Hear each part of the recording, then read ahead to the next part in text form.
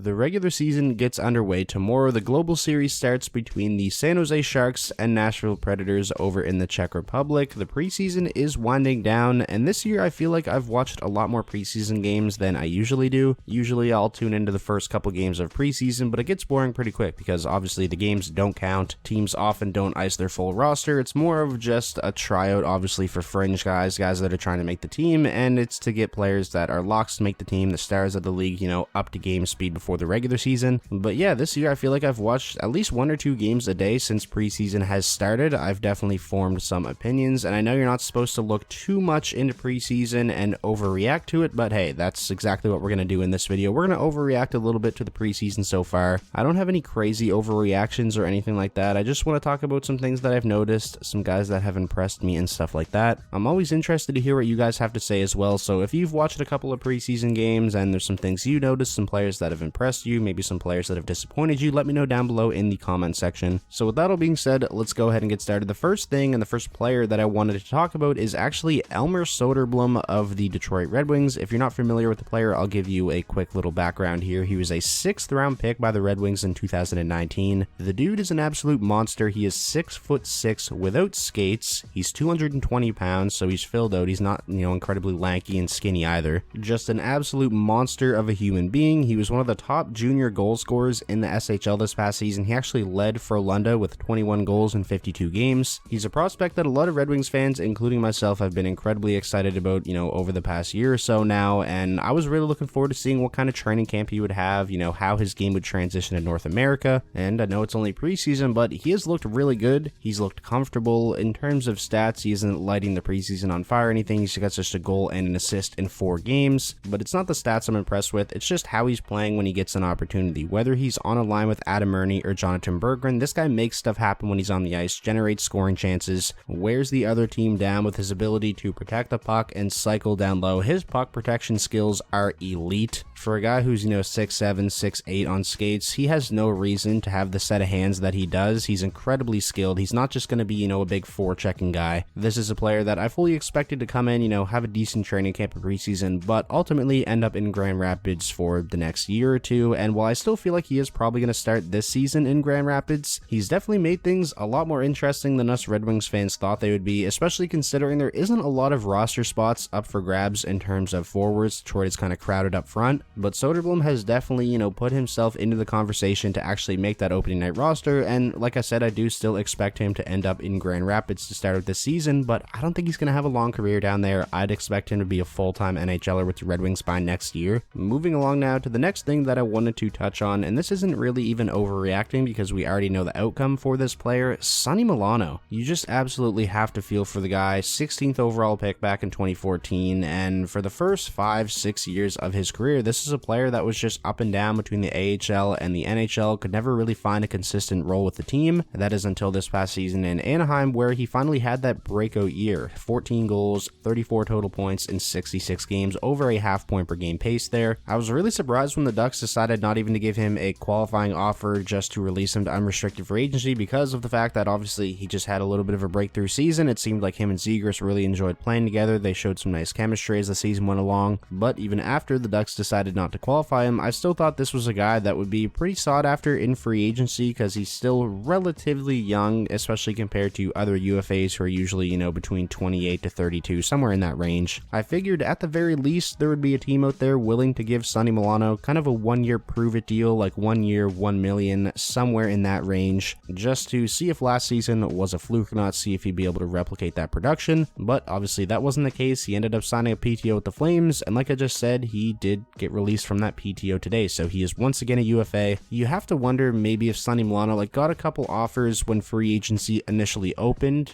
offers similar to what I said, 1 year, $1 million, maybe 2 years, $2 million, in that range, but he just declined them because he thought he'd get a better offer somewhere. Part of me feels like that's something that could have happened, but again, man, you just really have to feel for the guy. Obviously his game does have its flaws, but this in my eyes is an NHL caliber player, a guy who can be kind of a spark plug and provide you with some depth scoring in the middle six. I'm really hoping he gets another opportunity somewhere, whether that's, him signing with an AHL team and then has to work his way back up to the NHL, but ultimately I want to see him in the NHL again because this is a really fun player to watch. The next thing that I wanted to touch on, Andrei Kuzmenko of the Vancouver Vancouver Canucks, a player that in my opinion has been very impressive in the opportunities that he's got to play in the preseason. I always find it really fun to follow these stories when proven KHL guys, KHL stars in this case, I mean Kuzmenko had 53 points in 45 KHL games last year, signed deals with NHL teams to come over to North America, because you really just never know what to expect, especially in Andrei Kuzmenko's case. All he's known is playing professionally over in Russia. This will be his first season having a crack at playing in North America, and he's 26 years old. It's always really interesting to see, how players in this position, in Kuzmenko's situation, how their game translates to North America. Are they going to be the next Vadim Shipachev, or are they going to be the next, Panarin or Kaprizov, or somewhere in between? And I know it's only preseason, but for Kuzmenko, I'm going to go with somewhere in between. I don't think this is a guy that's just going to fizzle out. I think he is going to be a very valuable, very useful NHL player for the Vancouver Canucks. From watching him play in his preseason games, some things that have jumped out at me: his offensive awareness is through the roof. This is an incredibly high IQ, smart player, has a fantastic shot. If this guy gets an opportunity to play in the top six, which it's looking like he's going to, and he finds himself on a line with the likes of, a JT Miller or an Elias Pettersson, this is a guy that I really think is going to produce. He's going to put up points. So I definitely think the Canucks and Canucks fans should be pretty happy based on what they've saw from Kuzmenko in preseason so far. It looks like his game is translating pretty well. Moving on now, the next player that I want to talk about, Nick Robertson of the Toronto Maple Leafs, another guy who has looked excellent in the preseason so far. He's producing as well in 4 games. He's put up 7 points. We know that Nick Robertson is an incredibly high-skilled offensive player, but he's definitely had his ups and downs over the past couple of years. All the stoppages in the seasons due to the virus and everything like that. He's actually dealt with some injuries here and there as well. A lot of bumps in the road for Nick Robertson so far in his development. So it's really nice to see him lighting it up in the preseason. It's nice to see him playing with confidence. That's one thing I've noticed by watching his preseason game so far. He's going to try anything that he thinks will work. He's had a lot of very pretty assists in those 4 games as well. I think this is definitely the year Nick Robertson makes the Leafs out of camp and kind of sticks, especially considering the fact that John Tavares is out to start the season, so is Pierre Engvall. There are spots up for grabs, and I think based off of the way Nick Robertson has performed throughout training camp and in the preseason, he deserves to have a spot on the roster on opening night, and I'm hoping he isn't just stuck on the 4th line or something like that. I think this is a guy that you should probably place in a top 6 role to start the season, see how he fares, because it's not like you're going to be bumping somebody out of that top 6 role that shouldn't be moved down. Again, with John Tavares out, Kerfoot's probably the number 2 center, so who's going to play on Kerfoot's wing? Obviously, we know one of his wingers will be William Nylander, but who's the other going to be? I think it should be Nick Robertson, so he's definitely somebody that's really impressed me in the preseason so far. I'm intrigued to see what kind of rookie season he has, and yes, rookie season, this is a player who, even though it feels like he's been around for a while, like he played a playoff game for the Leafs in the bubble, actually scored a goal against Columbus, he is actually still eligible for the Calder this season. But that is pretty much going to wrap up this video. I didn't want to go too long on this. I kind of just wanted to ramble about some things that I noticed and some guys that have impressed me in the preseason so far. Like I said at the beginning, I'm really interested to hear your guys' thoughts, so let me hear some of your overreactions to the NHL preseason down below in the comment section. And while you're down there, if you could, please be sure to drop a like on the video. That is the best way to show your support. And most importantly, if this was your first time checking out the channel and you want more NHL content just like this, be sure to hit that subscribe button, and I'll talk to you all soon.